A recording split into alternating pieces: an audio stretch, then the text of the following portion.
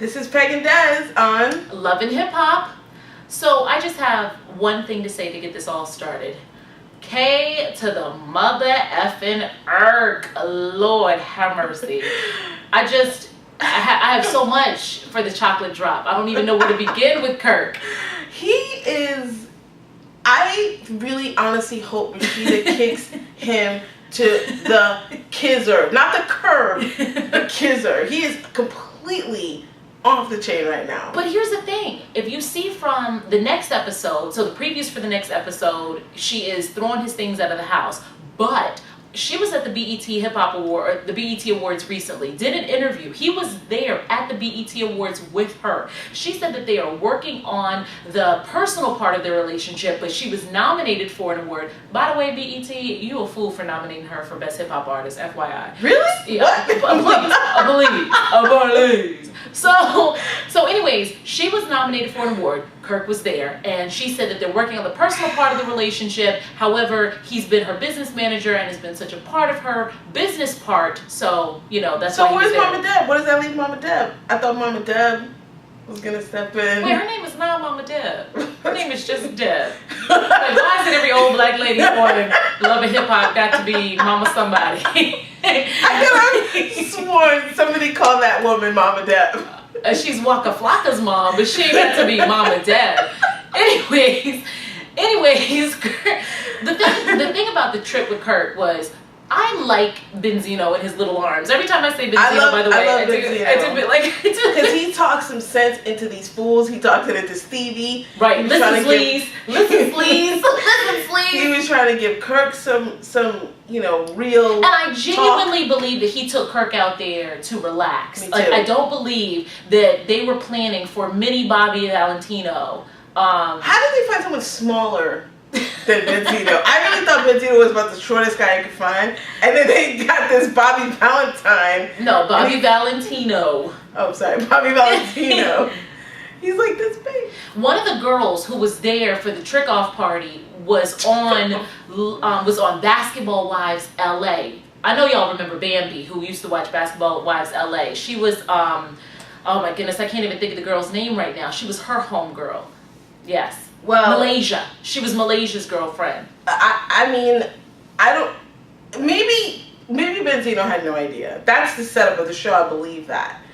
But to have all those hoes in this house, all those hoes, as soon as they show up, was more than a little bit ridiculous. My favorite was when they were in the hot tub pontificating about love, and Kirk had the nerve to be in the hot tub talking about what he thought love was, with the chick who took her drawers off at the poker table in the water with the mesh net top on, and she was giving her advice and her thoughts on love, and I was like, yes, little girl, you are up on nothing little about her. Somebody else's husband. Okay, you need to be quiet right now. Kirk in that scene was just so abysmal for a couple reasons. One, you're cheating on for one, you're cheating, but then two, you're cheating on national television. And you're not even interested in any of the women you're messing around with. You're just like tricking off to be tricking off. I'm going to tell you this. Rashida might have had Kirk at the BET Awards, but everybody knows they don't see those shows until they air on television. Last night must have been hell on earth in that household. Well, he told her that he did that, right? Yeah, but it's one thing to be told, look, I might have, did a little bit of fooling around with these girls. And I'm sure when he went home, he didn't say, like, I had that one chick up in the air with her legs was like popping. He didn't tell her that, he didn't give her the lowdown. When she saw it for herself, all hell must have broken loose. I'm sure it happened at that house last night. It's embarrassing. It's downright embarrassing. On national television, tricking on television. I mean, I really can't wait to see what happens, but Kirk to me is sunk about as low as he can sink. And then talking about, well, what would you do if somebody took $20,000 out of your account for a music video? When he said that, did you think to yourself, what music video did we see that cost $20,000? Well, I also thought, what is Kirk's job that he even has $20,000? Doesn't all he do is manage Rashida? Is that not actually Rashida's money? According to K. Michelle, he works at Claire's Boutique, which is where he got those earrings. What? K. Michelle is another one. K. Michelle. When I just love so hard. Talking to Mimi. And Mimi was hitting her with all of Michael Jackson whispers that one person could sum up. Okay, you have to understand. Mimi is a heart of gold. I would seriously. I love me some Mimi. I would seriously look at K. Michelle and say, you know what, you're messy. I have no time for you. I like Mimi. I like her. I don't understand how she has a heart of gold. She seems to me like she could be one of the angriest people I have ever seen in my whole life. She has a little bit of anger, but Stevie's done messed her up. Stevie's done messed her up. Stevie, look at if anger was gasoline, she should not be able to walk outside under a hot sun because she would blow up. Listen, she just seems she's so angry. Up with a lot in her life. That's why Jocelyn said, I ain't got 50 years to wait, Stevie. I ain't got 50 years, Stevie. When Jocelyn came to Stevie, when Jocelyn, I can't even say it right myself. When Jocelyn went to Stevie and decided that it was time for them to get married and presented the case of, but everybody think I'm a side bitch. I was like, is that the proposal? Is that the proposal? Listen, I have one thing to say to you, Jocelyn. You can't turn a hoe into a housewife. Don't waste your time. Don't waste your time.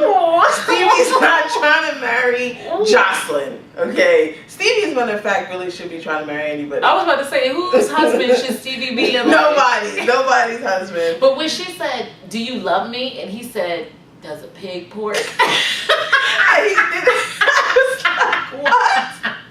That is the most non-answer. No. That was a very on-point answer. He is a pig and he porks. All right. I thought he was very on point with that. There you go. Does a pig pork? Well, yes, it does, Stevie. It does. Speaking of pigs, Scrappy, I'm sorry. Can I just say, I am sick and tired of these cringe-worthy jailbird conversations these men have with their children about, you're not going to see daddy for a while. He's not, no, you can't come visit. But wait, wasn't it the saddest thing in the world when Imani, first of all, I could never understood why they didn't call that girl Imani. I thought her name was E-Money. Right. That's what they were saying. No, right, because I thought they were just being country until VH1 spelled her name out E as in Edward, Mani. Because I was like, why do they keep saying her name? Imani. Right.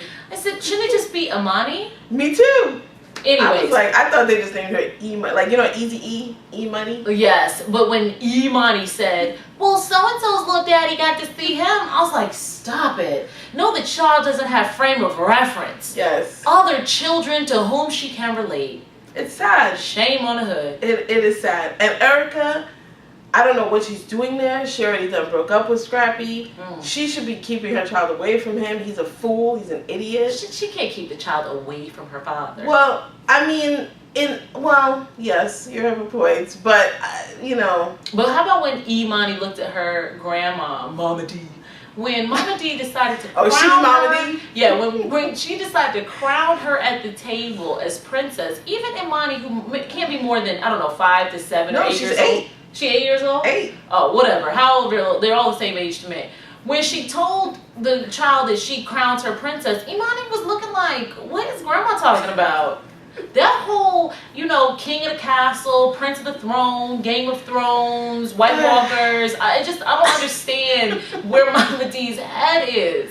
She's nuts. And, she was talking to Scrappy about how when she had to go to jail, and I was like... It's still justifying her time in prison, though. It was like... Perpetuating the cycle. I had to put money, I had to put food on the table. Yes. That requires money. I did what I had to do. I was waiting on her to get into stories of tricking and pimping and all the other stuff she used to do. I had actually forgotten she had gone to prison, so I was like... Every time I look at her, I think about prison. Every time I look at her face, she reminds me of jail. Reminds you of jail. Yes. So I'm excited about next week's episode because it looks like Mama D gets real turned up at a party with Erica and Erica's mom, who has been in those streets, like them streets. Oh, right. Don't forget her mama was a crackhead. I forgot. And then we're also going to see Rashida kick Kirk out. And that's everything for today. See you later. Bye.